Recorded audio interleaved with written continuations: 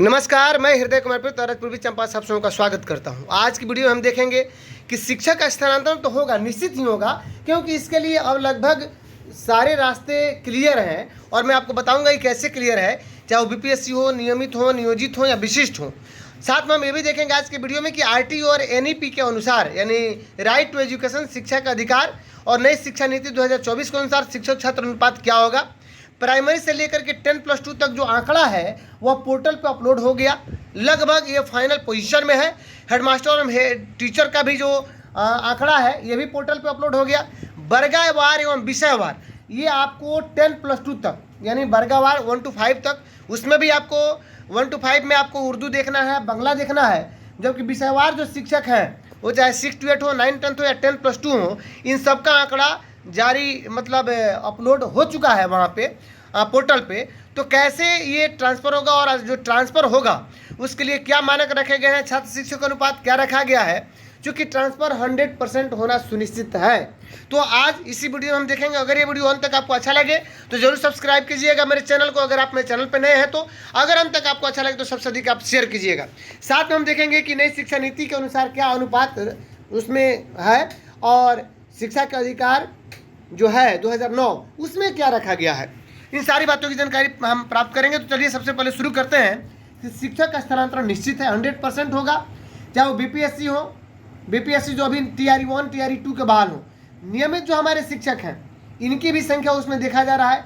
नियोजित, मैं नियमित के बारे में स्पष्ट कर देना चाहता हूँ कि जितने मिडिल स्कूल हैं जो हमारे स्नातक ग्रेड के प्रधानाध्यापक हैं ये उसमें रहेंगे। इनका वो एक तरह से सीट है और प्रधानाध्यापक के पद पर ही 100% वो रहेंगे। इनके बारे में विशेष नहीं सोचना है, लेकिन नियोजित और विशिष्ट के बारे में सोचना है। इसकी ये भी आंकड़ा दिया जा रहा है कि सक्षमता पास कितने हैं और कितने नियोजित हमारे बच गए हैं। सक्षमता पास कितने नियोजित और कितने जो है सक्षमता अभी परीक्षा नहीं दी, उनका भी आंकड़ा फीड हो चुका है। आरटी और एनईपी के अनुसार शिक्षकों का जो आंकड़ा है, अनुपात, जो छात्र शिक्षक अनुपात क्या होगा, इस पर हम चर्चा इसमें आगे कर लेते हैं। सबसे पहले हम आपको बता दें कि प्राइमरी से लेकर के 10+2 तक जो आंकड़ा है वो पोर्टल पर अपलोड हो चुका है। इस बात की पुष्टि अगर आप हेडमास्टर हैं तो आपको जरूर पता होगा, चाहे वो प्राइमरी के हो, मिडिल के हो, हाई स्कूल के हो या 10+2, जो भी आप अगर हेडमास्टर हैं या हेड टीचर है, प्रिंसिपल है, तो आपको पता होगा कि हर BRC में आपसे ये आंकड़े लिए गए हैं और अपलोड किया गया है। उसमें प्लस और माइनस भी हो रहा है। बहुत सारे स्कूलों से शिक्षक माइनस हो रहे हैं तो बहुत सारे स्कूलों से शिक्षक प्लस हो रहे हैं। और माइनस प्लस क्या है इस पर भी हम चर्चा करेंगे कि अब जहाँ तक कि जिस विद्यालय में हेडमास्टर की पोस्ट की जरूरत है या हेड टीचर की पोस्ट की जरूरत है वो भी उसमें फिट किया जा रहा है पोर्टल पे। वर्गवार एवं विषयवार, जैसे कि 1 to 5 के लिए हो गया, 6 to 8 के लिए विषयवार हो गया, 9 10 के लिए, 10+2 के लिए होगा, इनकी भी रिक्ति ली जा चुकी है। अब आइए बात कर लेते हैं कि NEP 2020 के अनुसार क्या है। नई शिक्षा नीति 2020 के अनुसार जो छात्र और शिक्षक अनुपात है सामान्य तौर पे वह 30:1 है। 30:1 के रूप में हमारे छात्र और शिक्षक की बहाली होनी है या उनकी 30:1 के रूप में विद्यालय में पदस्थापन उनका होना है। इसी के आधार पर ट्रांसफर भी होगा। लेकिन बात आ रही है कि 25 अनुपात क्या है।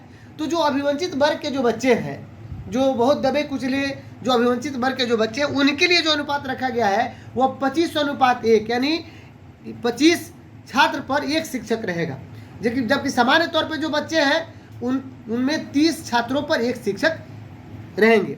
अब बात कर लेते हैं कि हम बात कर रहे थे कि माइनस प्लस। ध्यान देने वाली बात है कि जिस विद्यालय में अगर 100 हमारे विद्यार्थी हैं और उसमें शिक्षकों की संख्या 3 है तो वहाँ पे तो ठीक है, 30 या 90 हो सकता है कि वहाँ पे 1 प्लस हो जाए। लेकिन वहीं उर्दू और बांग्ला रहने पर ये समस्या खड़ी हो रही है। एग्जाम्पल के तौर पे अगर विद्यालय में शिक्षकों की संख्या 20 है और उसमें विद्यालय में शिक्षकों की संख्या 20 है और छात्रों की संख्या अगर 250 है, 100% है कि वहाँ से शिक्षकों का ट्रांसफ़र होगा। एग्जाम्पल के तौर पे एक और एग्जाम्पल लेना चाहूँगा, सिर्फ अभी 1 to 5 का, जैसे कि 60 छात्र हैं और वहाँ पे TRE के थ्रू 3 शिक्षक हैं, भेज दिया गया और पहले से ऑलरेडी 2 शिक्षक हैं, तो कितने हो गए, 5 हो गए।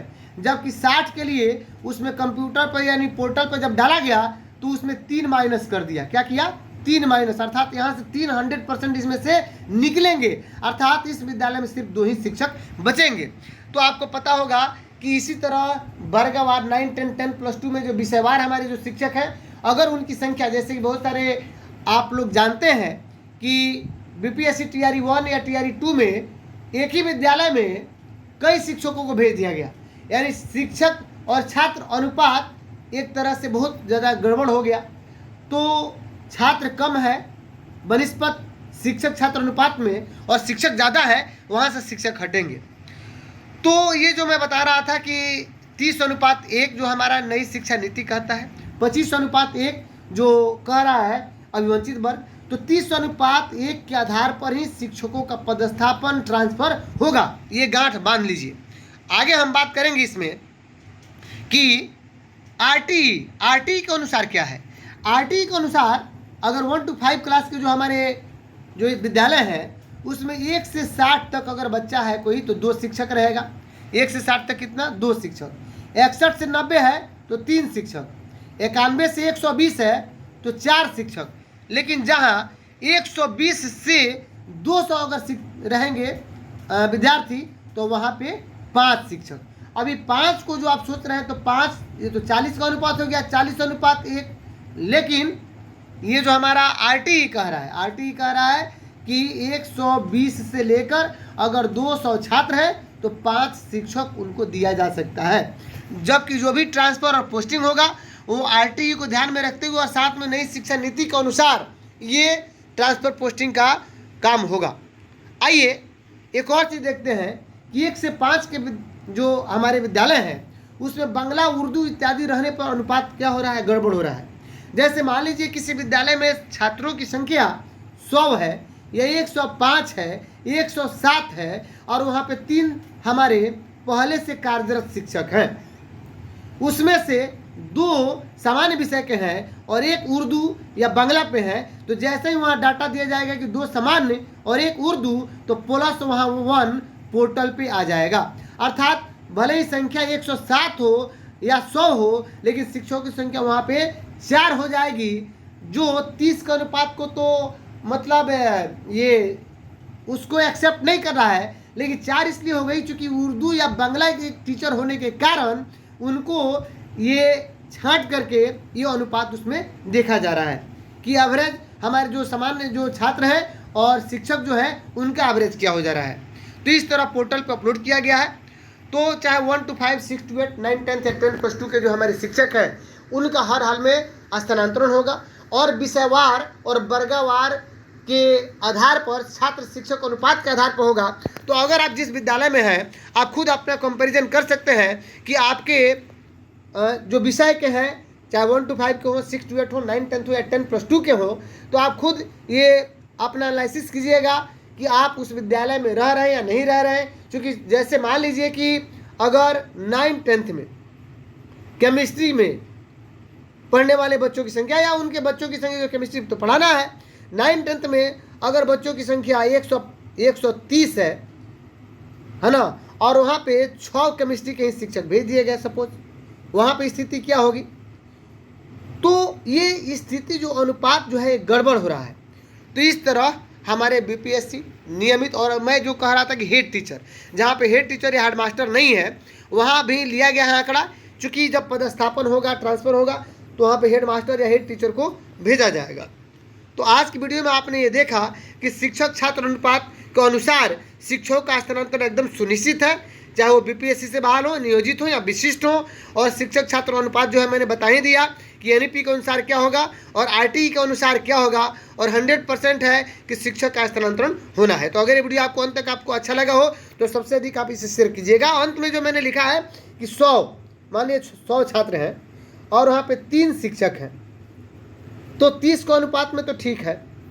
अगर यहाँ पे 1 प्लस हो रहा है 30 के अनुपात में, और आरटीई के अनुसार यहाँ पे कम से कम 4 शिक्षक चाहिए, क्योंकि 91 से ज़्यादा हो रहा है तो 120 तक 4 शिक्षक, तो 1 प्लस हो रहा है। लेकिन उर्दू और बांग्ला रहने पर वहाँ पे और आगे बढ़ सकता है, 120 भी रहने पर वहाँ पे 5 शिक्षक रहेंगे, क्योंकि उर्दू या बांग्ला अगर किसी विद्यालय में है तो 4 शिक्षक हमारे जनरल हो गए और बाकी 1 शिक्षक उर्दू या बांग्ला का हो गया। तो इस तरह चाहे 1 to 5 हो, 6 to 8 हो, 9 to 10 हो या 10+2 हो। इसी तरह ट्रांसफर पोस्टिंग होगा छात्र शिक्षक अनुपात के आधार पर। तो 100% आप समझ जाइए कि बहुत सारे विद्यालयों से प्लस हो चुका है और बहुत सारे विद्यालयों से माइनस भी हो चुका है। आज फॉर एग्जाम्पल कि किसी विद्यालय में 180 नामांकन है और वहाँ पे 9 शिक्षक हैं, वहाँ पे क्या किया कि सीधे 3 माइनस कर दिया, यानी उनके पोर्टल पे आ गया, यानी 3 इसमें शिक्षकों को हटाना है। तो ये जरूरी नहीं कि सभी शिक्षकों का स्थानांतरण होगा, ये आने वाले समय में बस उनमें से छात्र शिक्षक अनुपात के हिसाब से ही उस विद्यालय में शिक्षक को और छात्रों को शिक्षकों को भेजा जाएगा छात्रों के अनुपात के अनुसार, शिक्षक छात्र अनुपात के अनुसार, और इसको एडजस्टमेंट एक तरह से किया जाएगा। तो चलिए, अगर आप मेरे चैनल पर नए हैं तो फिर मेरे चैनल को सब्सक्राइब जरूर कीजिएगा। अगर आपको वीडियो अंत तक अच्छा लगे तो सबसे अधिक अपने मित्रों को शेयर कीजिएगा। मिलते हैं नेक्स्ट वीडियो में, तब तक के लिए थैंक यू।